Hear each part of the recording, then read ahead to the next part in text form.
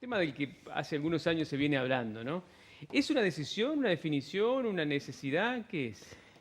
Bueno, depende cómo les va primero, ¿no? Depende la situación, pero salir de la zona de confort, cuando el cerebro siempre tiende a quedarse, es difícil, ¿no? Porque requiere de un gasto de energía, primero de identificar que uno está en una zona de seguridad y que el aprendizaje está en una zona de disconfort o de inseguridad. Yo no evoluciono ni aprendo si me quedo quieto en la zona de confort, porque no evoluciono, digamos. ¿Y cuándo me doy cuenta de eso? ¿Cómo me doy cuenta? A veces me doy cuenta cuando alguien de afuera me lo dice, cuando Ujú, alguien externo a mí me lo ujú, dice, o cuando me pasa alguna circunstancia. Por ejemplo, una crisis, que es lo que veníamos hablando. O tengo una caída, un golpe. ujú, Entonces me doy cuenta, puede ser en un vínculo, puede ser en algún aspecto, no sé, comunicacional, en un aspecto si tengo un negocio, en un negocio, ujú, ¿ok? Porque estaba bien, y ese estar bien me hacía mantener eso. Y ujú, cuando mantengo algo, estoy cuidando, pero ujú. estoy quieto. Y Y, no me traslado, no me muevo. y moverse puede significar estar mejor.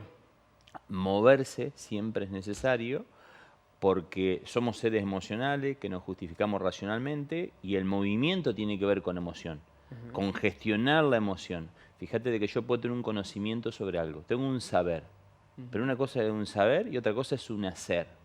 Entonces, para transformar el saber en un hacer, requiere de una calibración emocional. ujú. Vamos a suponer que yo empiezo un trabajo nuevo, ¿eh? Empiezo un trabajo y yo llego con nivel de conocimientos, con mi saber, 9 puntos.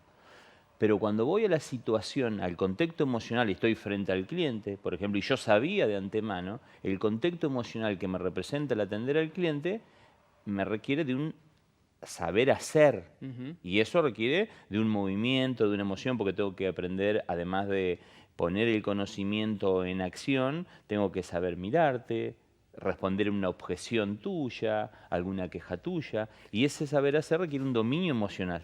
Y siempre tengo que estar en movimiento, digamos. El gran problema de salir de la zona de confort, me parece, a mí es el riesgo. Representa siempre un riesgo y no somos muy amantes de los riesgos. Que el ir de la zona de confort a la zona de inseguridad es un riesgo de por sí. Ujú, Y ahí hay temor. Entonces, eso pasa por ir tomando pequeñas decisiones, porque si yo nunca tomé una gran decisión, tengo que empezar por pequeñas decisiones, ujú, ¿no? Entonces, uno, para ir de la zona de confort a la zona de inseguridad, llamémosle, o zona de aprendizaje, ujú. necesita ir estimulando la toma de decisiones. Y eso tiene que ver hasta con hábitos diarios, con pequeños cambios. Yo no voy a hacer grandes cambios, sino hago pequeños cambios, ¿no? Entonces, cuando tengo que pensar o tengo que correrme, el desplazarme de una, de una zona de comodidad, me implica movimiento. Y siempre Ujú, hay una emoción, o hay miedo al que hay que vencer, hay un enojo, hay un mecanismo de defensa que es a quedarme paralizado. Esto pasa en una situación ujú, hasta de calle, pero si tengo un traspié, digo, che, ¿qué tengo que hacer? claro, Esto nos pasa hasta cuando hay un, no sé, un corte de una calle. ¿Me quedo quieto o intento claro. movilizarme para salir? Sí, sí, sí. La primera reacción es quedarme paralizado.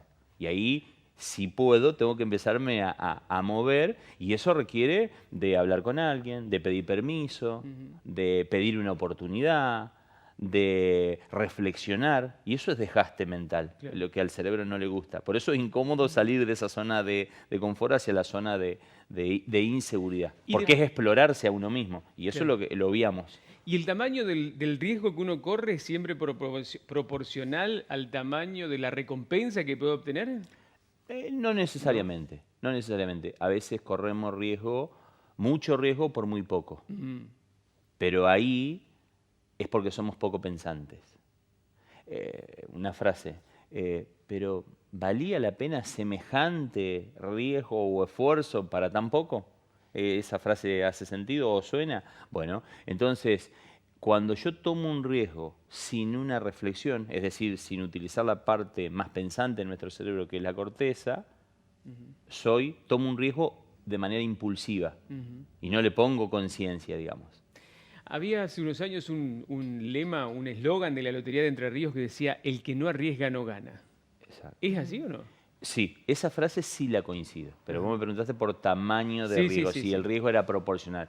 Es así, el que no arriesga nos gana, porque si yo no me jugué en algo, no tuve el riesgo tiene que ver con una convicción, ¿ok?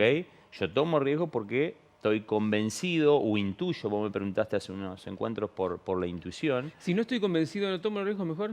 y soy un audaz. ¿Y no hay que ser audaz? Sí, un poco, pero hay que poner conciencia. Me Entonces, fíjate vos que de alguna manera siempre estamos hablando entre la audacia, que tiene una parte instintiva emocional de nosotros, de nuestro cerebro, que es el automático, que es el coraje, Sí. pero tiene que haber reflexión. El ¿Ok? otro día me dijeron de un hombre político conocido, me dijeron, mira, es muy formado, muy sólido, tiene mucho conocimiento, tiene experiencia, pero le falta audacia, como una deficiencia de la Sí. personalidad. La audacia que tiene un niño para esquivar el peligro, por ejemplo. Eso sí sí se necesita un poco, sí se necesita, pero uno no puede, a ver, en un periodo de tiempo tomar, si tengo un periodo, no sé, un periodo de conducción determinado, yo no puedo, todas mis decisiones no pueden ser de manera audaces. Puedo inicialmente jugármela para lograr que mi producto esté en el lugar que yo pretendo, para que mis ideas se cumplan, pero no me puedo basar en la base de la audacia. Entonces, un sistema de liderazgo que tiene que ver con una forma de decir, tiene un conjunto de decisiones que son más audaces, más racionales. Entonces, siempre el camino es el equilibrio, digamos. Si usted quiere profundizar en estos temas, si quiere tener un Carlos Sosa en su casa, pues este es otro Estaría precio. buenísimo. Pero si Todos no los días puede te ir, levantás y le claro, haces le la hace alguna pregunta, porque tiene respuesta para todos, no sé si se dieron cuenta. Podemos salir por los barrios a hacer esto. Pero el próximo 15 de noviembre habrá varios especialistas como él en distintas áreas del liderazgo, del coaching, de la capacitación empresaria, en Funcionalmente 4, en el Centro Provincial de Convenciones. Van a ser... ¿Cuánta gente va? Y esperemos llegar a lo que llegamos el año pasado, que hubo casi 900 personas, de casi 9 provincias, más de 60 localidades. Así que bueno, ese es el objetivo.